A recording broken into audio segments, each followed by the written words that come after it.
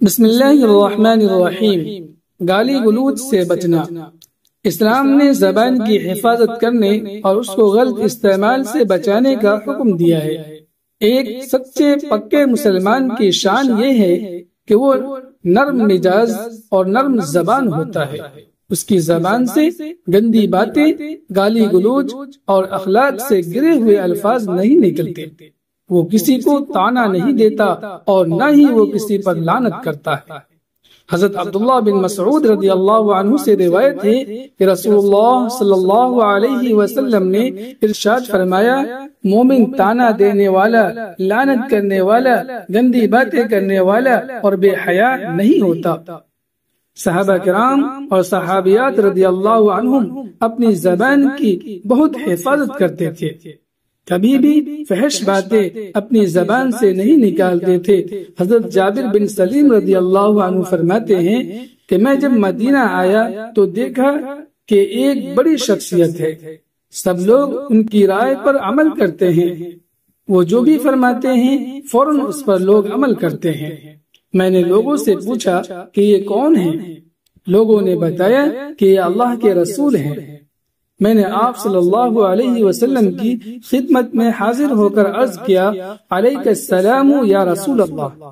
2 مرتبہ ایسا کہا۔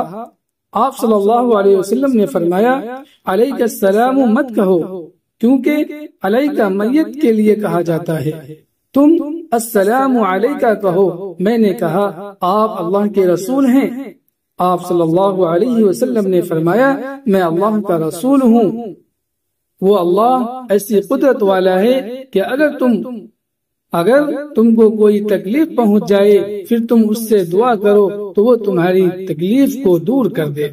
اگر تم کو قحط سالی پہنچ جائے اور تم اس سے دعا مانگو تو وہ تمہارے لیے ضرورت کی چیزیں زمین سے اگا دے۔ اور جب تم کسی چٹیل میدان میں ہو جہاں گھاس، پانی اور آبادی نہ ہو اور ایسے موقع پر تمہاری سواری گم ہو جائے، پھر تم اس سے دعا کرو تو تمہاری سواری تمہارے پاس لوٹا دے۔ میں نے عرض کیا، مجھے کچھ نصیحت فرمائیے۔ آپ صلی اللہ علیہ وسلم نے فرمایا، کسی کو گالی مت دینا۔ حضرت جابر بن سلیم رضی اللہ عنہ کہتے ہیں کہ اس کے بعد کبھی میں نے کسی آزاد یا غلام شخص یا اونٹ یا بکری کو گالی نہیں دی۔ پھر 3 نصیحتوں کے بعد فرمایا، اگر کوئی شخص تم کو گالی دے اور تم پر اس چیز کا عیب لگائے جو تمہارے اندر ہے تو تم اسے اس چیز کا عیب نہ لگاؤ جو تم اس کے اندر جانتے ہو۔ غور کریں کہ اس حدیث میں کتنی سختی کے ساتھ کسی کو گالی دینے سے منع کیا گیا ہے، اور جس صحابی کو منع فرمایا انہوں نے کبھی بھی کسی انسان حتیٰ کہ کسی جانور کو بھی گالی نہیں دی۔